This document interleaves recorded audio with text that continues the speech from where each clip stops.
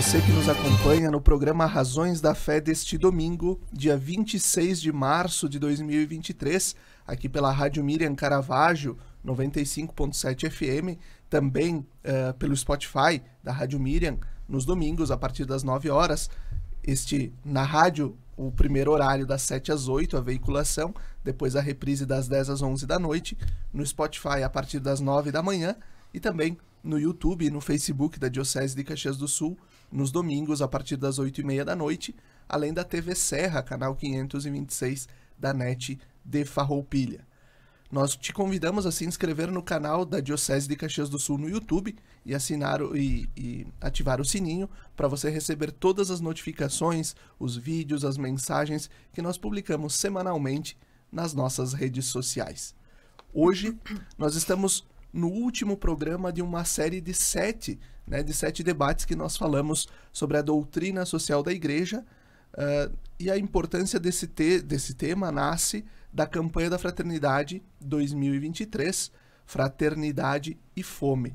Nosso tema do dia de hoje é: se Deus caminha com o seu povo, por que a fome? Nossos convidados: Padre Leonardo Inácio Pereira, sacerdote da Diocese de Caxias do Sul, com bacharelado em Filosofia e Teologia, mestrado em Teologia Bíblica pela Pontifícia Universidade Gregoriana de Roma e atualmente desenvolve a missão de vigário-geral e coordenador de pastoral da Diocese de Caxias. Olá, Padre Léo, obrigado pela presença.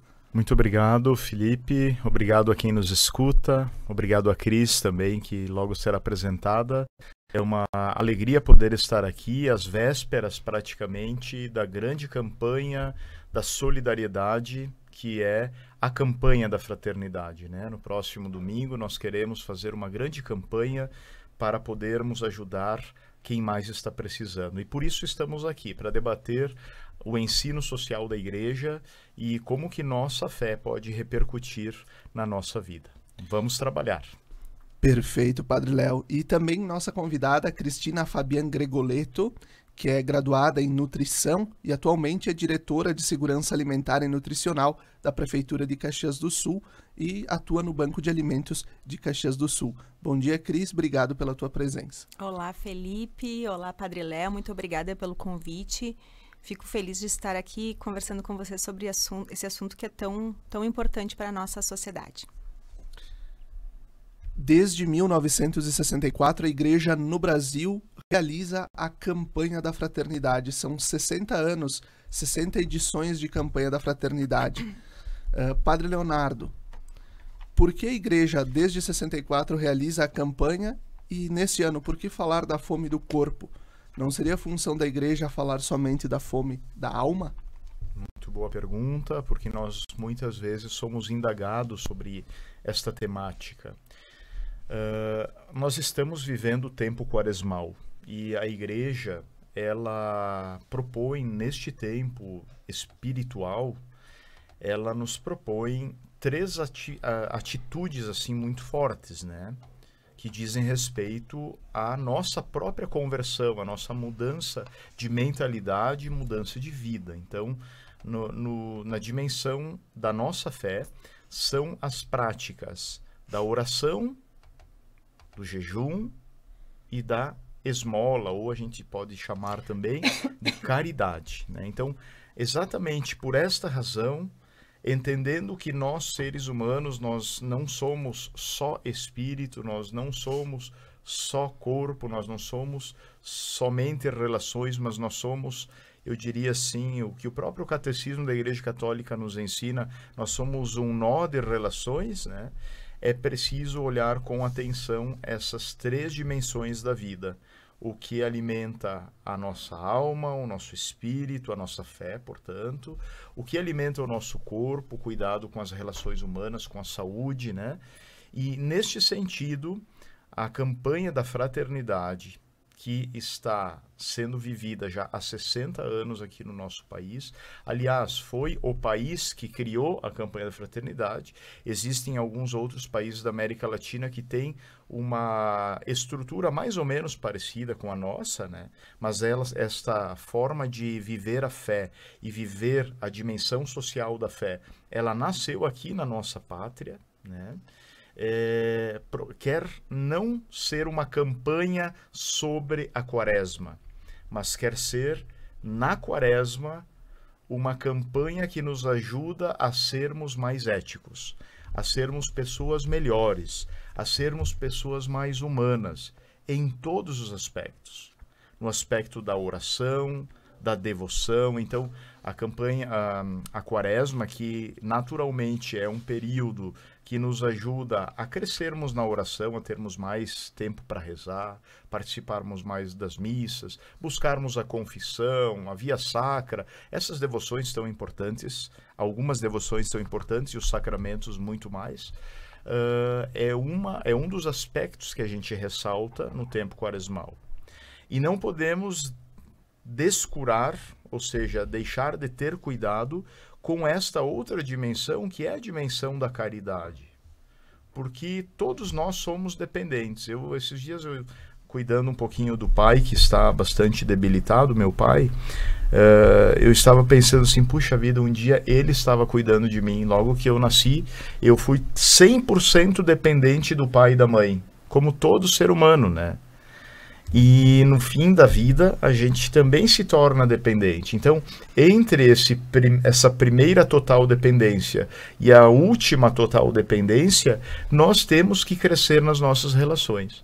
E por isso, para concluir a minha fala, a campanha da fraternidade, ela se justifica porque ela busca, na dimensão da esmola e da caridade, né, essa força organizada, porque a igreja nos propõe um tema específico a cada ano para a gente organizar essa dimensão social da nossa fé.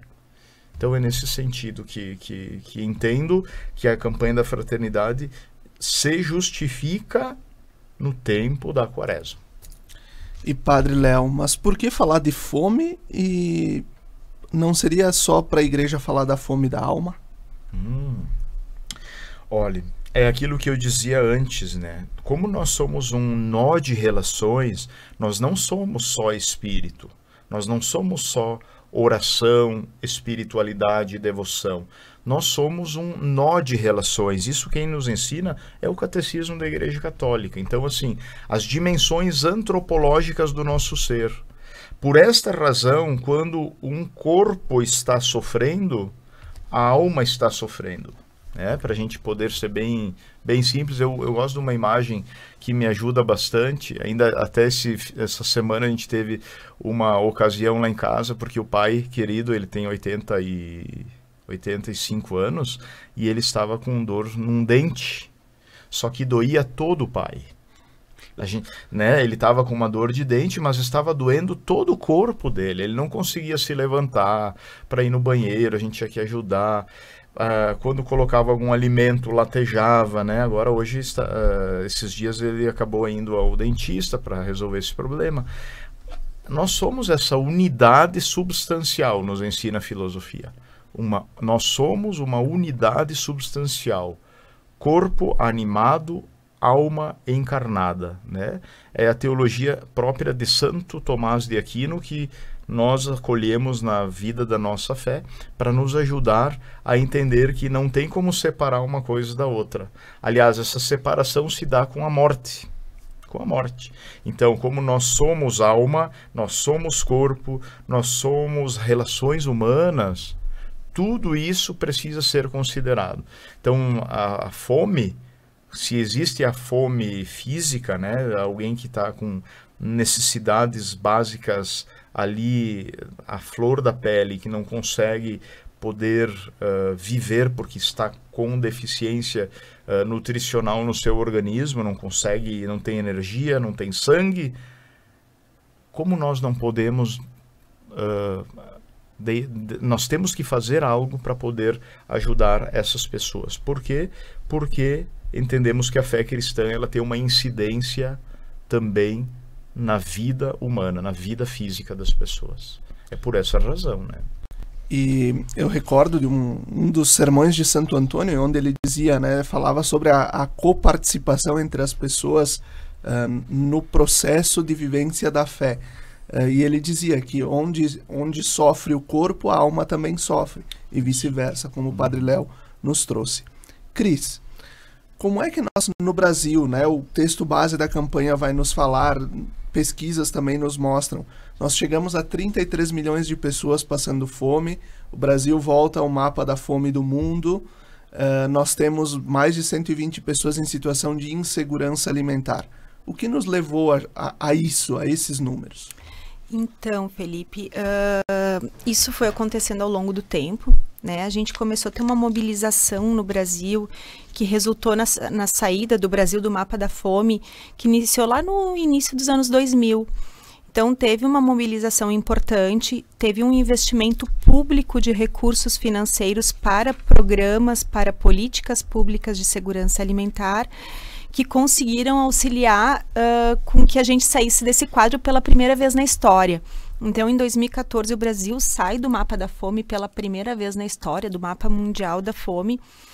E eu vou até citar um dos programas que foram muito importantes para isso, e hoje ele é referência mundial, que é a alimentação escolar. Então, é um programa que atinge toda a nossa população, que tem um papel importantíssimo, e nessa época ele teve uma virada de chave que foi muito importante. Algumas pessoas tiveram a brilhante ideia de pensar por que a gente vai pagar centavos para o nosso agricultor familiar e quem revende esse alimento vai ganhar reais, se a gente pode comprar direto daquele agricultor familiar e fortalecer a nossa agricultura familiar e, por outro lado, levar para aquela criança um alimento de qualidade, em quantidade, em nutrientes, da safra e que é produzido perto de onde ela mora. Então, isso qualificou muito naquela época, a gente teve uma grande evolução e foi um programa muito importante, né? Exemplificando como as políticas públicas são importantes e como este investimento é importante. A gente veio, depois desse período, a gente vê que teve algumas políticas que foram perdendo força, foram perdendo recursos. Já em 2018, a gente vê esses números começarem a aumentar novamente e eles foram amplificados com a pandemia, né? Então, em 2022, a gente volta ao Mapa Mundial da Fome. A gente teve, então, essa pesquisa que foi publicada em 2022, mostrando 33 milhões de brasileiros em situação de fome, em insegurança alimentar grave. São os maiores números já apresentados desde que se começou a ser estudado como pesquisa, né? A partir de 2004, o IBGE começa a verificar esses dados e desde então nós nunca tínhamos tido um número tão alto de pessoas em situação de insegurança alimentar grave e moderada, né? Que hoje é os números que se usam e são conceitos que se usam. O que isso quer dizer? Quando a gente fala em insegurança alimentar leve, a gente está falando daquela pessoa que não sabe se vai chegar até o fim do mês com dinheiro suficiente para se alimentar. E a partir daí já começa a consumir alguns alimentos diferentes, reduzir algumas compras de certos tipos de alimento, porque tem esse medo de não chegar até o fim do mês. Quando a gente fala em insegurança alimentar moderada, a gente está falando em rupturas de padrões alimentares. O que isso quer dizer? Quer dizer que a pessoa para de comer carne para comer salsicha porque é mais barato. Para de comer frutas e verduras para comer um alimento industrializado que é mais barato e tem também redução na quantidade. E aí a gente já entra com outros problemas de saúde, né? Porque a gente vai ter aumento de obesidade, falando de fome, mas com aumento de obesidade porque está se alimentando sem qualidade. A gente começa a falar de hipertensão, de diabetes, de outros problemas de saúde que chegam junto com esta má alimentação. E quando a gente fala de insegurança alimentar grave, que são esses 33 milhões de brasileiros, a gente está falando de pessoas que ficam um dia ou mais sem se alimentar, né? Que é a situação de fome. Nós poderíamos dizer também que muitas vezes, né, a gente falava agora, a Cris reportava a questão da insegurança alimentar a partir das situações das políticas públicas, mas nós também, enquanto sociedade, precisamos nos dar conta da corresponsabilidade de todo este processo, né? Do processo desde a merenda escolar, né? Eu recordo o ano passado, quando se falava na campanha da Fraternidade, que era sobre a educação, e a secretária da Educação de Caxias um dia disse, os dias em que as crianças mais comem na escola são na sexta-feira, nas sextas e nas segundas. As sextas, porque não sabem o que vão comer no final de semana. Se vão comer. E na segunda, para repor a fome que passaram no final de semana. É verdade. Então, essa é a nossa corresponsabilidade. Padre Léo, se Deus caminha com o seu povo, por que a fome?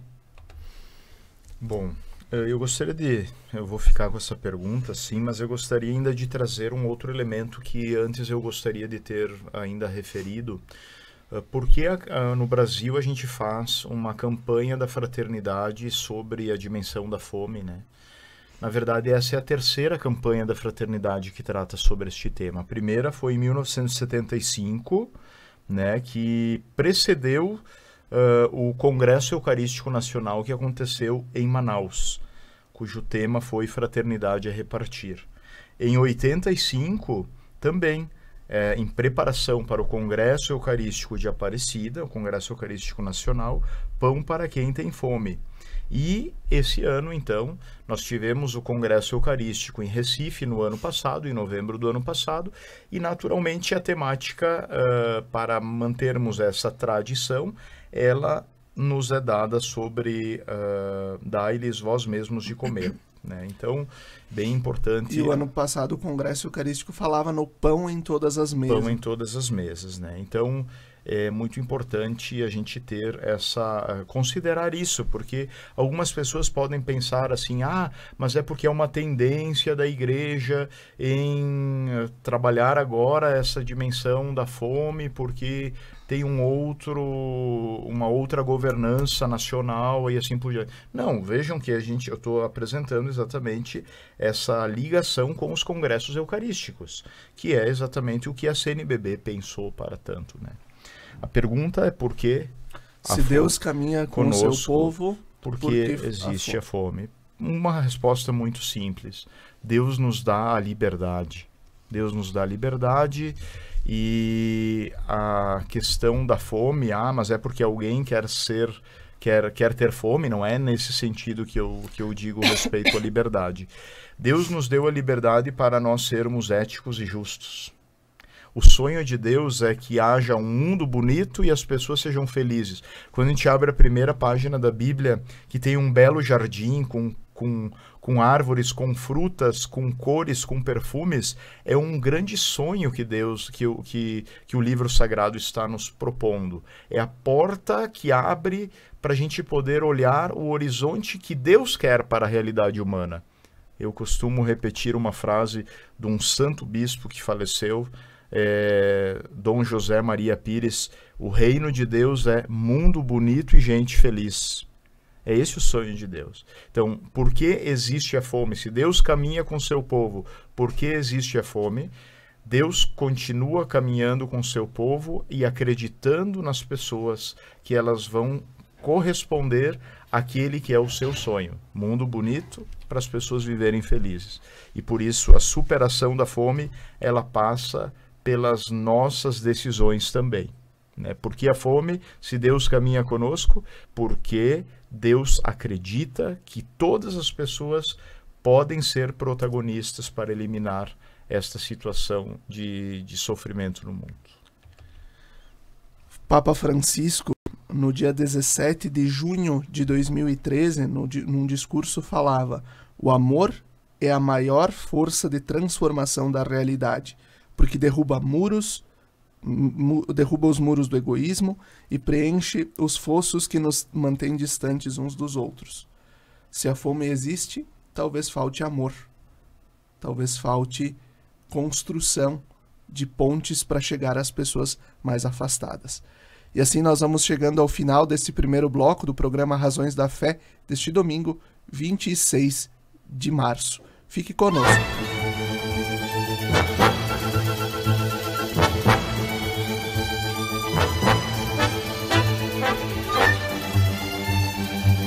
Estamos de volta com o segundo bloco do nosso programa Razões da Fé deste domingo, dia 26 de março de 2023, com o tema Se Deus caminha com o seu povo, por que a fome?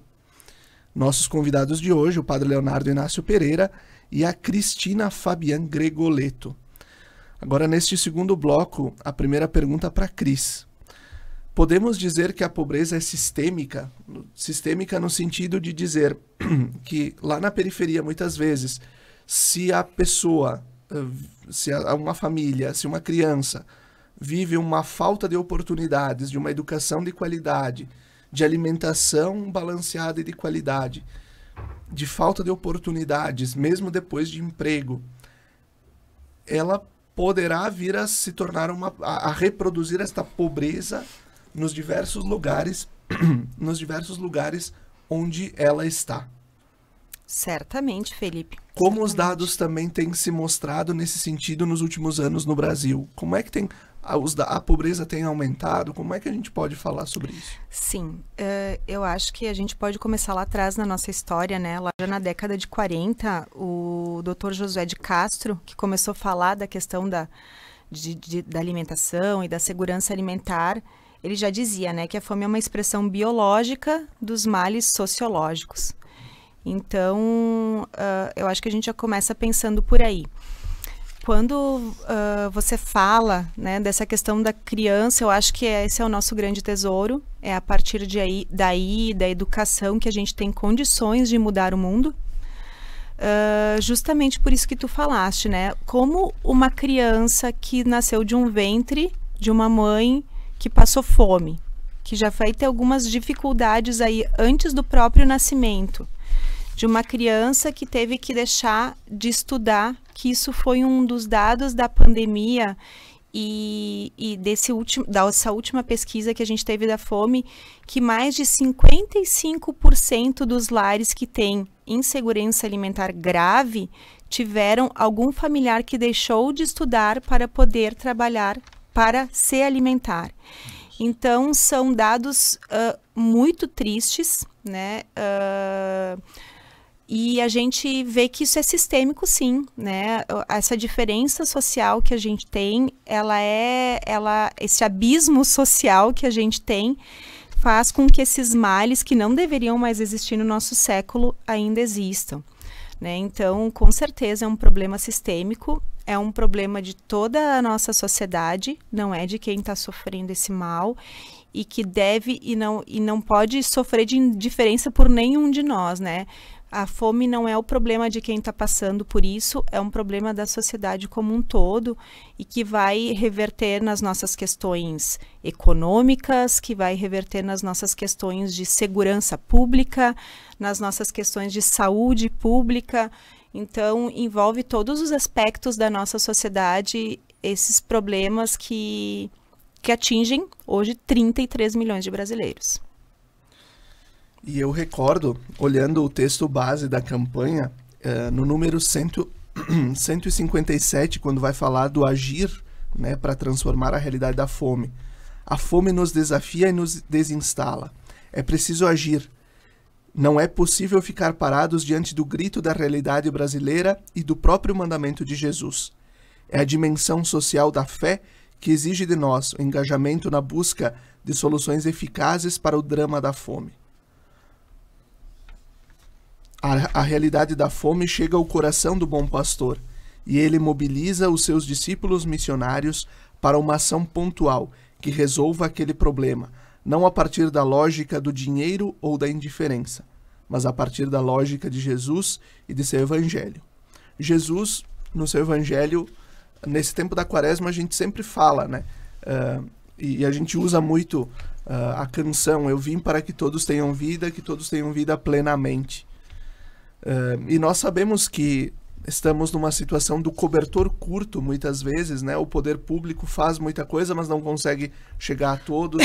A igreja faz, as igrejas muitas vezes fazem, mas não conseguem atingir a todos, porque é muito grande o número e às vezes as forças são poucas. Padre Léo, que passos nós podemos e precisamos dar, seja enquanto igreja católica, também em comunhão com as demais igrejas, o poder público e a sociedade civil organizada para superar a fome? Bom, o texto base que nos motiva também no lema da nossa campanha da fraternidade, né, que é o Evangelho de Marcos, capítulo 14, Jesus, naquela chamada partilha dos pães, né, ou como alguns preferem, a multiplicação dos pães, Jesus, ele fala para os discípulos, olhem, dai-lhes vós mesmos de comer, ou seja, façam a parte de vocês. Eu farei a minha, vocês devem fazer a parte de vocês. Assim como a fome e a pobreza é sistêmica, eu penso também que quando a gente fala essa palavra sistêmica, no meu entendimento, quer dizer que ela também é pensada. Ela é pensada porque existem interesses de que aconteça esse tipo de situação para que haja o enriquecimento de poucos e o empobrecimento de muitos, né? Então, a gente precisa considerar as 3 esferas de cuidado, né? E eu venho pensando muito nesse sentido. O próprio texto base nos apresenta as 3 esferas de cuidado, que é o primeiro deles, é o cuidado assistencial. A gente precisa considerar aquela pessoa que está com fome. Se ela está com fome, se ela está com dor, ela precisa ser atendida naquele momento, né? Aquela criança que está na escola e que precisa da merenda para ela poder estudar, para ela poder ter energia para brincar, ela precisa ter o feijão com arroz no prato da merenda escolar, enfim. Então, a assistência é o primeiro nível.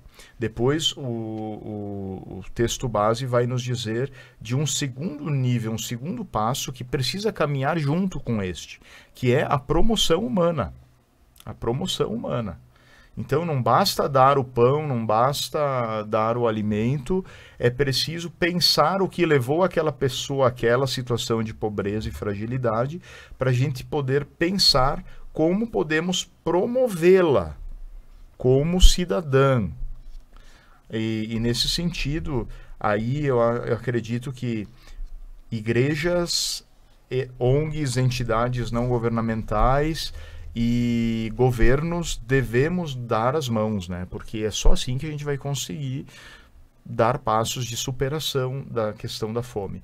E o terceiro nível, que Bento XVI ele fala de forma assim muito forte, ele diz assim, olha, o maior ato de caridade é a política. Então, não simplesmente no âmbito partidário, né? A política enquanto promoção de políticas públicas para a superação das situações de sofrimento e pobreza. Então, 3 níveis que a sociedade civil, as igrejas e todas as demais organizações devem se empenhar.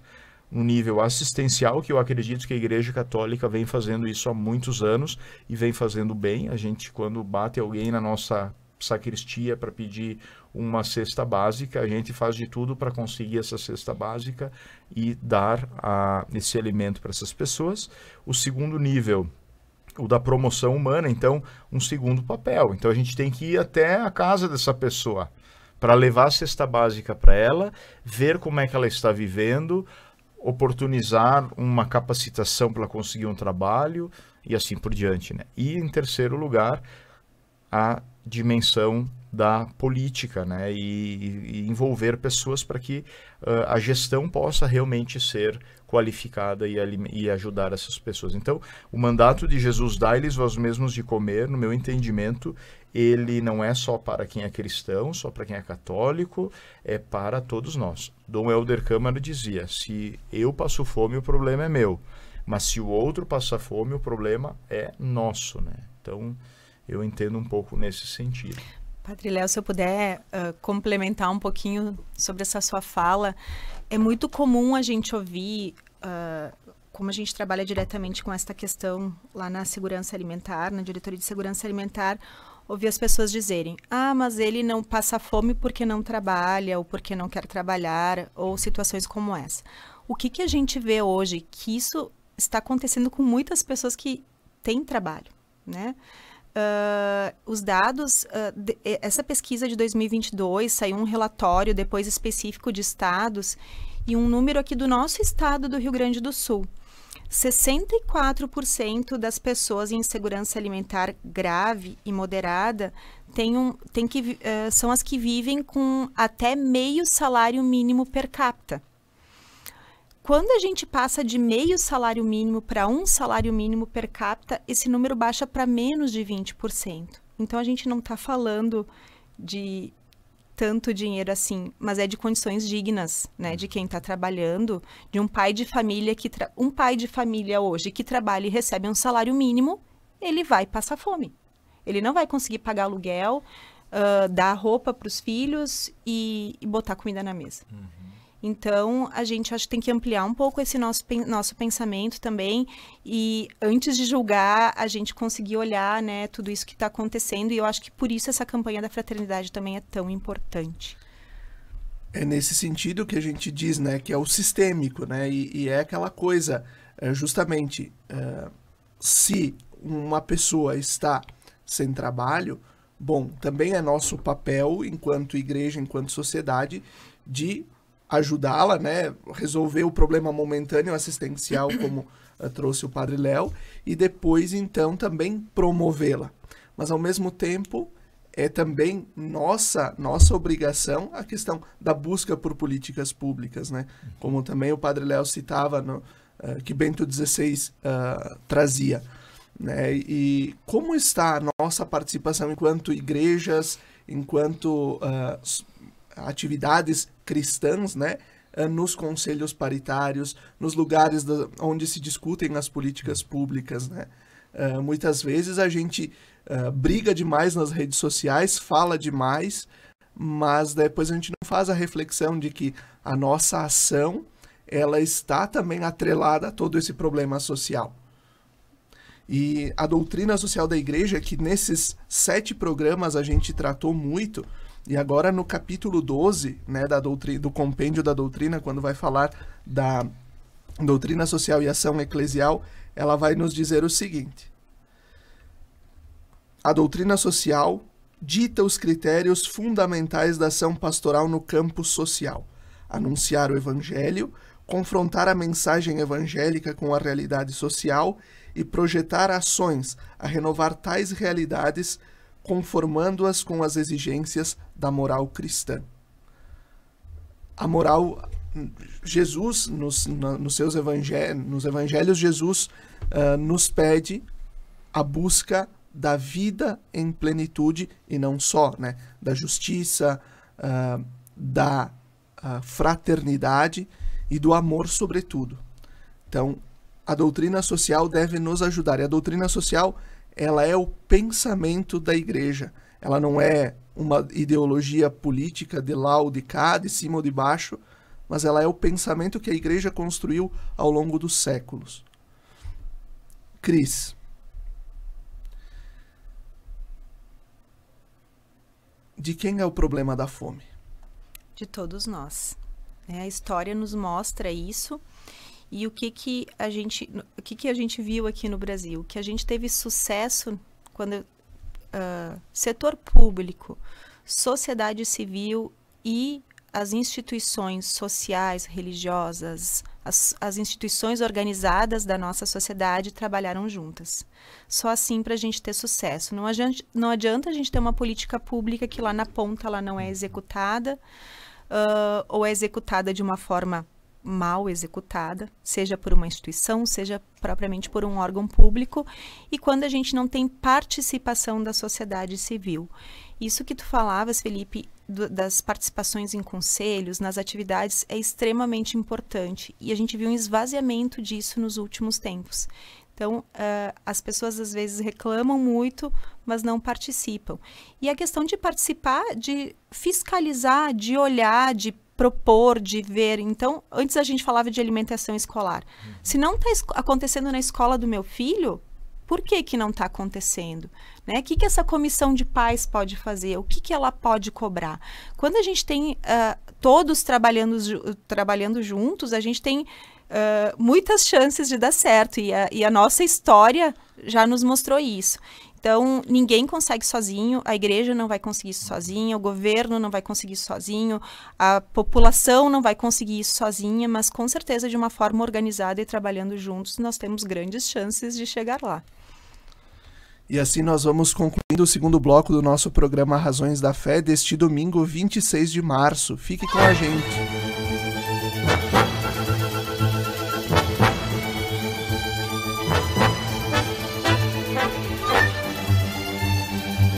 Estamos de volta com o terceiro bloco do nosso programa Razões da Fé deste domingo 26 de março de 2023, com a temática Se Deus caminha com o seu povo, por que a fome? Estamos tratando sobre a doutrina social da Igreja e também o texto base da campanha da Fraternidade 2023. Nossos convidados, o Padre Leonardo Inácio Pereira e a nutricionista, diretora de Segurança Alimentar da Prefeitura de Caxias do Sul, Cristina Gregoleto. Padre Leonardo, qual é o primeiro passo para o compromisso social da fé? Bom, primeira coisa, eu gostaria de publicamente cumprimentar você, Felipe, porque esses 7 programas que foram apresentados aqui sobre o ensino social da igreja foi algo assim muito importante para os nossos ouvintes, porque nos mostra que a fé e a vida andam juntas. A gente precisa, se nós nos dizemos homens e mulheres de fé, isso se reflete na nossa forma de agir, né? E a doutrina social da igreja, o ensino social da igreja, como a gente pode assim chamar também, é uma destas formas de tornar público o que o evangelho, na sua prática, precisa orientar a vida das pessoas. Então, primeiramente, eu diria assim, eu gostaria de parabenizar por essa série de programas que foram tão completos e tão importantes para os nossos ouvintes. E até eu fiquei sabendo esses dias, Felipe, não sei se tu sabes, eu vou falar agora aqui em primeira mão, que tem alguns padres que estão recortando estes nossos programas Razões da Fé e estão mandando para os seus grupos de catequistas, para os seus grupos de ministros. Tamanha a importância dessa temática, que é a doutrina social da fé, para a compreensão global da nossa espiritualidade, né? O que fazer? Como começar? A partir de cada um de nós, né? São 3 os âmbitos. Antes eu apresentava os níveis, né? O nível de comprometimento é primeiramente assistencial, quando alguém está passando necessidades. Naturalmente a gente precisa fazer alguma coisa naquela hora imediata, né? Recordo aqui a quantidade de alimentos que ano passado a Igreja Católica, na nossa Diocese de Caxias do Sul, nas suas 74 paróquias, 35 municípios, nós alcançamos 302 toneladas de alimentos. Poderia ser mais? Claro que poderia ser mais, mas esta quantidade de alimentos que nasceu da necessidade. Então, a assistência, né? O primeiro passo é a assistência. E a igreja é perita em humanidade nesse aspecto, né? Se a gente olhar ao longo da história da Igreja Católica, os hospitais, muitos hospitais, aqui mesmo da nossa região, né? Eles nasceram da compreensão da fé, nasceram de um compromisso cristão. Não podemos permitir que a dimensão espiritual ela fique só no espiritual, ela precisa passar pela carne, pelo toque, pela saúde, pela educação. Então, escolas, igualmente falando, né? Tantas escolas, tantas entidades que nasceram, tantas cooperativas de alimentos, né? Que a gente tem aqui na nossa região, nasceram de lideranças católicas que se organizaram e que nasceram mobilizaram. Muitas vezes nas paróquias, né? Nasceram nas paróquias, nasceram da necessidade de cuidar dos imigrantes, né? Quando chegaram os italianos. Mas mesmo agora, olhando assim as nossas cooperativas aqui da nossa região, Bento Gonçalves tem cooperativas, Antônio Prado tem cooperativas, aqui em Caxias do Sul tem cooperativas. É uma forma, digamos assim, colegiada, comunitária de mútua ajuda. Nasceu onde? Nasceu de quem? De pessoas ligadas à fé, que alimentaram a sua espiritualidade dentro das nossas igrejas. Então, assim, dizer que o primeiro âmbito, o âmbito assistencial, e a igreja vem fazendo esse trabalho ao longo da história de forma muito, muito intensa. O segundo nível, como eu falava antes, é o nível da promoção humana, e eu acredito que nós, como igreja, hoje precisamos aprender com outras instituições a sermos promotores de humanidade, nesse sentido, né, de como que a gente pode garantir que as leis, elas ofereçam as condições para que as pessoas possam ter capacitação profissional, possam sair da sua situação, talvez, de vulnerabilidade, né. Esses dias eu escutava uma amiga muito querida que trabalha num órgão aqui do município de Caxias, e ela dizia assim, olha, Padre Léo, ela disse assim, eu conheci a dona senhorinha X, que ela é catadora de lixo. E eu consegui um trabalho para ela, num restaurante, para ela poder... E ela não tinha formação para isso. E daí eu disse, mas eu vou conseguir a formação para a senhora. Quer dizer, olha só a cabeça dessa minha amiga. Ela olhou para a situação emergencial, deu uma cesta básica para a senhora, depois ela pensou, não... eu posso ajudá-la para que ela encontre uma instituição que a capacite para poder trabalhar como auxiliar de cozinha num restaurante. E hoje essa senhora está empregada. Mas essa senhora, quando recebeu essa proposta, ela disse assim, será que eu consigo? Eu não sei fazer, não sei lavar uma louça, não sei temperar comida. Daí a minha amiga disse, a senhora vai conseguir. E ela acreditou nessa pessoa, né? Então, o segundo nível, que é da promoção humana, nós, como igreja, precisamos não nos subestimar, né? Dizer assim, nós não vamos conseguir ajudar, mas acho que nós devemos aprender com outras entidades, outras instituições, com os governos também, para podermos ajudar essas pessoas. E aquilo que você antes falava, Felipe e Cris, também de a gente poder acreditar nos órgãos de gestão pública, né? Nos conselhos, de a gente estar inserido ali, de repente fiscalizar, de participar de uma sessão na Câmara dos Vereadores, e nós temos um compromisso aqui que queremos fazer essa próxima semana também, de visitar alguma Câmara de Vereadores para apresentar a campanha da fraternidade, né? Então, tudo passa por nós. Tudo passa por nossas mãos, né? Então, temos que acreditar em nós mesmos, sermos bem positivos. Cris, e como a igreja pode ajudar o poder público nesse processo também de recuperar a dignidade das pessoas, promover a vida das pessoas? Acho que a gente já tem uma caminhada, né, com a Igreja Católica, muito através das pastorais ao longo da história, que foram importantes. Hoje em Caxias do Sul a gente tem um trabalho bem importante com os migrantes através da Igreja Católica. E Pastoral da criança. A pastoral da criança, do idoso, da juventude, né? Então, diversas frentes. E acho que dentro desses níveis que o Padre Léo vinha falando também, né? Hoje, com os programas que a gente tem de segurança alimentar, todos que estão nos escutando podem ser parceiros e podem participar.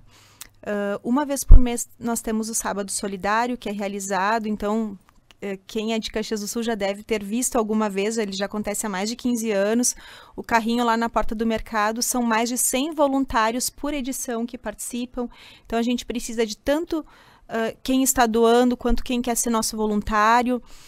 Falando um pouco mais da promoção social, lá dentro do Banco de Alimentos também nós temos a Cozinha Experimental, que fazem capacitações e cursos profissionalizantes na área de garçom.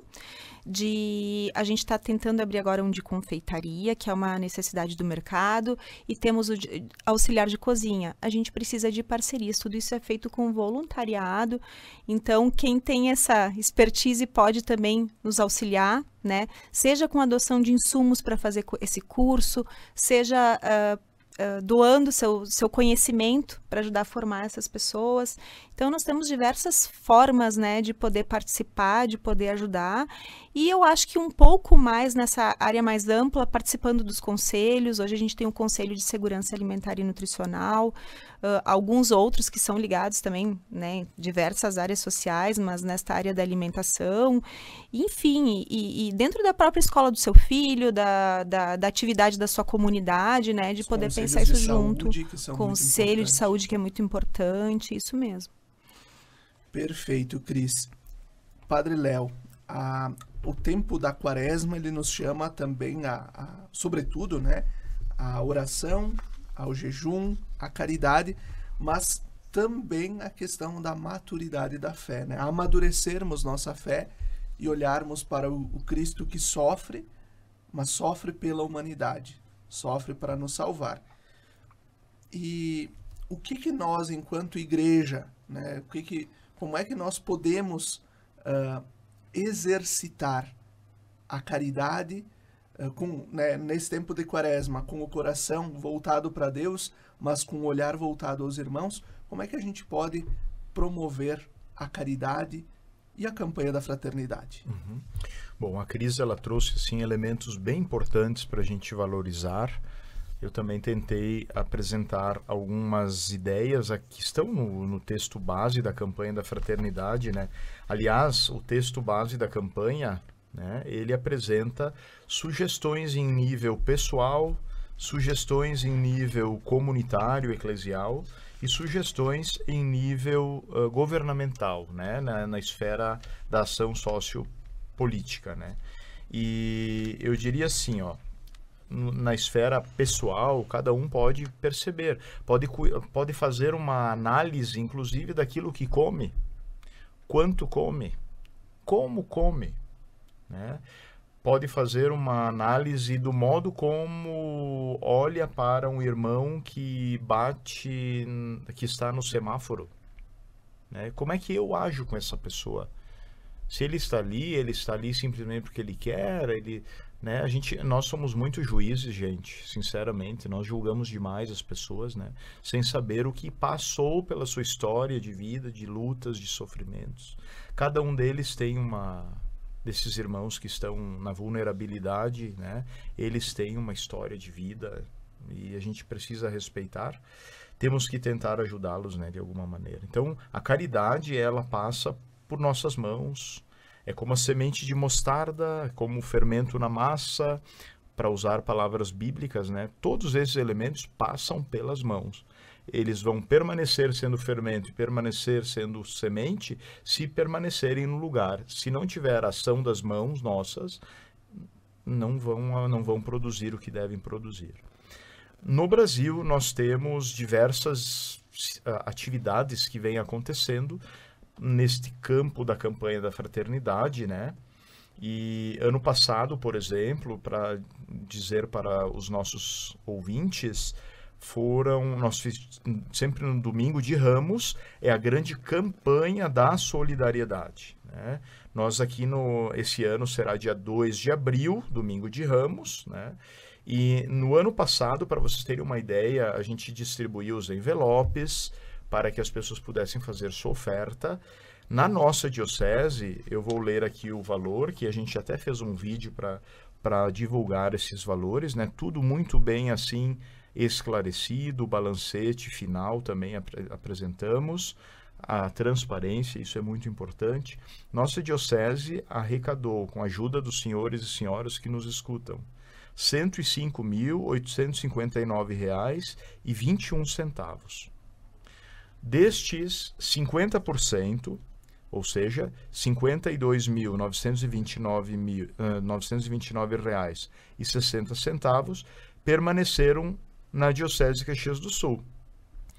Diversos projetos foram contemplados. Então, o Centro de Atendimento ao Migrante, que a Cris falou antes, Pastoral Carcerária, Pastoral da Criança, Pastoral da Pessoa Idosa, o Setor da Juventude, Pastoral da Dignidade da Mulher, Pastoral das Pessoas em Situação de Rua, o Centro de Cuidados Murial do Santa Fé e a Pastoral de Apoio ao Toxicômano Nova Aurora Pátina também foram contemplados. Então, assim, num valor de de R$ 52.929,60.